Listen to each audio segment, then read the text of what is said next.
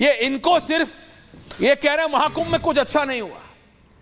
प्रधानमंत्री ने बोला जो, बाबा ने बोला जो, महाकुंभ की एक तो ये मैं भ्रांति में समझना चाह रहा हूं, क्योंकि अभी रत्नाकर त्रिपाठी जी ने भी उसी बात को आगे बढ़ाया कि भाई हर महाकुंभ 144 साल बाद होता है। तो जो आप समझा रहे थे, रत्नाकर जी को भी रखे, तो जो आप समझा रहे थे कि वो नक्षत्रों की ऐश्वर्य ऐसे, वो नहीं है क्या? क्योंकि रत्नाकर त्रिपाठी जी कह रहे नहीं, ऐसा नहीं है। 5000 साल से कुंभ हो रहा है तो हर कुंभ 144 साल बाद होता है। ये कौन सा नया एंगल है कि हर कुंभ 144 साल बाद होता है? देखिए, मैं बताना चाहता हूं, यदि केवल बृहस्पति ग्रह की रोटेशन को देखेंगे तो हर 12 साल के बाद बृहस्पति वहीं पे आता है। परंतु हमारे ज्ञान का विस्तार इतना था कि सिर्फ सौरमंडल में ग्रहों की स्थिति नहीं, उसकी पृष्ठभूमि में जो नक्षत्र दिख रहे हैं, यानी ब्रह्मांड का जो पूरा स्वरूप दिखता था, वह हर 12 साल में एक रिपीट नहीं होगा। जैसे मैं दर्शकों की समझ के लिए बताना चाहता हूं कि सूर्य हर दिन 12 बजे आपके सीधे सर के ऊपर होता है, पर इसका मतलब यह नहीं कि सारे आकाश में सब कुछ वही होगा आज 12 बजे जो कल होगा। इस बीच में धरती इतना मूव कर रही होती है कि सूर्य तो उसी जगह पे होता है, परंतु आकाश में वह धरती अलग हो चुकी होती है। तो दोबारा वो स्थिति 1 साल के बाद 365 दिन के बाद आती। उसी प्रकार 12 वर्षों के बाद बृहस्पति तो ठीक उसी जगह पे होता है, परंतु जब बृहस्पति अपने 12 राशियों का पूरा साइकिल पूरा कर चुका होता है 144 साल के बाद, तब वह ठीक उसी पॉइंट पे पहुंचता है in context of the constellation. और खैर मैं कहता हूं छोड़िए वो बात, वो तो बहुत टेक्निकल सी बात है, वो एक अलग बात है। यहां पर तो इस बात पे गर्व होना चाहिए था ऐश्वर्य जी कि हमारी वो संस्कृति है जिसको कि इतनी वैज्ञानिक जानकारी थी कि बृहस्पति ग्रह का रोटेशन पीरियड 12 साल का होता और उसके आधार पे बनाते हैं। और ये वो लोग हैं जो उन लोगों ने हमको ज्ञानदेव पाणे बन के ज्ञान सिखाया, जो कोई कहता था धरती स्थिर है, कोई कहता था धरती चपटी है, कोई कहता था धरती ब्रह्मांड का केंद्र है, सब कुछ धरती के चारों ओर घूमता है, और इसके लिए फांसियां दे रहे थे, इसके लिए सजाएं दे रहे थे, कोई उल्टा बोल दे तो जान से मारने की धमकी दे रहे थे। अरे उसके कंट्रास्ट में ये ज्ञान पे हमें गर्व होना चाहिए, और इसमें कितनी ग्लानि के रास्ते ढूंढने के प्रयास किए जाते हैं, ये अपने आप में बहुत गंभीर बात है। और ऐश्वर्य जी उसका मैं कारण बता रहा हूं मैं सारे दर्शकों से, और मैं ये नहीं कहता कि इंडी गठबंधन के जितने नेता बोल रहे हैं सबको पूरी पृष्ठभूमि पता है। ये सारी चीजों की शुरुआत कहां से होती है आज मैं बताना चाहता हूं कि एक पिछले 4-5 वर्षों से अमेरिका से एक रिपोर्ट पब्लिश होती है, रिलीजियस फ्रीडम इंडेक्स, जिसमें भारत के खिलाफ 5-7 सालों से अनाप शनाप कुछ ना कुछ लिखा जाता है। अब जब से यूएसएड ने सैंक्शन रोका है तो यह बात प्रकाश में आई है। उसकी चीफ कोई लेफ्टिस्ट ओरिएंटेशन की इंडियन ही महिला थी, उनको जो पैसा आ रहा था वो जॉर्ज सोरेस के फाउंडेशन से आ रहा था।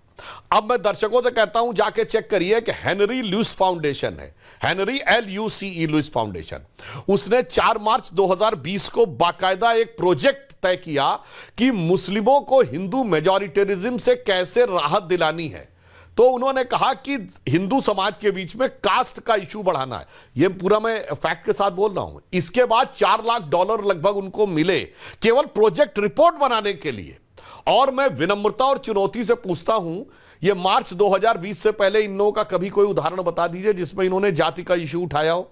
अचानक उसके बाद एजेंडा। अब देखिए अगला स्टेप क्या हुआ। 2021 तमाम बड़ी बड़ी यूनिवर्सिटीज में कॉन्फ्रेंस होती है, डिसमेंटलिंग ग्लोबल हिंदुत्व, कोई जाके चेक कर सकता है, अमेरिका की आईवी लीग यूनिवर्सिटीज में। इसी प्रकार के संदिग्ध संस्थानों के द्वारा वो होके, यानी संपूर्ण विश्व में हिंदुत्व को ध्वस्त कैसे करना है। अब अगला चरण आइए, 2023 में और 22 में भारत में कॉन्फ्रेंस होती है तमिलनाडु में, इरेडिकेशन ऑफ सनातन धर्म, यानी हिंदू धर्म का समूल नाश कैसे करना है। अब आइए 2023 में वो कॉन्फ्रेंस जब दोबारा होती है तो हिंदू धर्म को वायरस, बैक्टीरिया, मॉस्किटो और कोरोना और HIV जाने क्या क्या कहा जाता है। उसके बाद और आइए 2024 आती है तो रामचरितमानस को फाड़ना, धर्म ग्रंथों के बारे में अनाप शनाप बोलना, और बिहार के वो लोग जिनकी क्वालिफिकेशन 9वीं 10वीं पास है जी, उन लोगों ने आकर ज्ञान देना शुरू कर दिया इसके बारे में।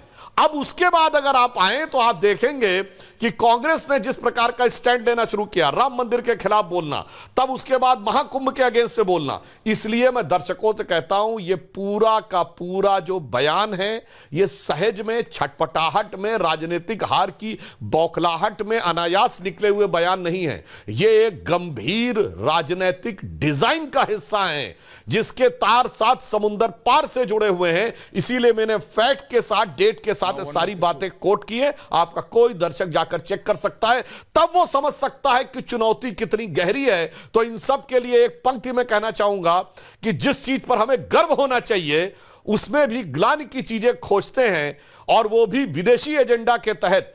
तो मैं सिर्फ यह कहना चाहूंगा कि अपने वतन पर सदियों तक है रही हुकूमत गैरों की, लेकिन कुछ चेहरों पर अब तक धूल है उनके पैरों की। इसीलिए प्रधानमंत्री जी ने कहा है, महाकुंभ का यह संदेश, एक रहेगा भारत देश। प्रधानमंत्री जी ने कहा, गंगा की अविरल धारा, न बटे समाज हमारा। मगर जो लोग समाज को बांटने का ख्वाब देखकर, टुकड़े टुकड़े में बांटकर, कट्टरपंथियों के एक टुकड़े के साथ अलायंस करके सत्ता के एक टुकड़े को पाने का ख्वाब देख रहे थे, उनके ख्वाब गंगा में बहते नजर आ रहे हैं। तो शायद उस छटपटाहट से गाहे बगाहे ऐसे बयान निकल के आ रहे हैं। रत्नाकर जी, आपको ऑडियो आ रहा है? रत्नाकर जी, सुना आपने? बहुत अच्छे से आ रहा। तो प्लीज बताइए। हाँ, मैंने सुना। कौन सी बात है जिसको आप कॉन्ट्राडिक्ट करना चाहेंगे? सुनिए सुनिए, please tell me one versus one. बड़े बड़े अच्छे बच्चे की तरह सुधांशु त्रिवेदी की क्लास आप सुनते हैं। हम लोग के आते ही मॉनिटर हो जाते हैं।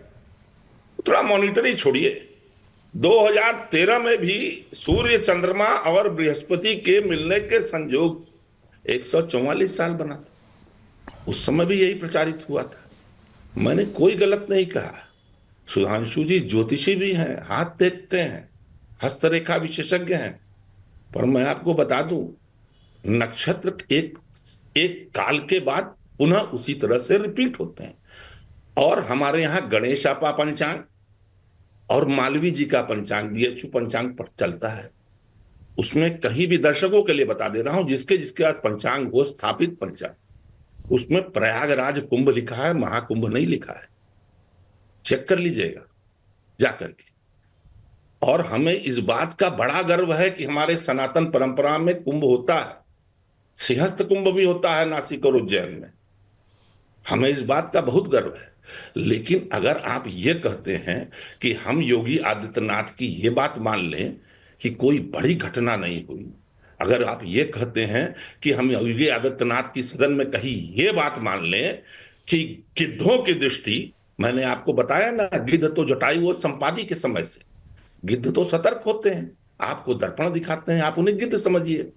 अगर आप मुझसे कहें कि मैं योगी आदित्यनाथ की कही गई ये सदन में बात कि जो लोग दुर्भावना से कुंभ में जाएंगे उनकी दुर्गति तय है, ये श्रद्धांजलि मान लूं उन लोगों के लिए जिन्होंने परिवार खो दिया है कुंभ में और स्टेशन पर।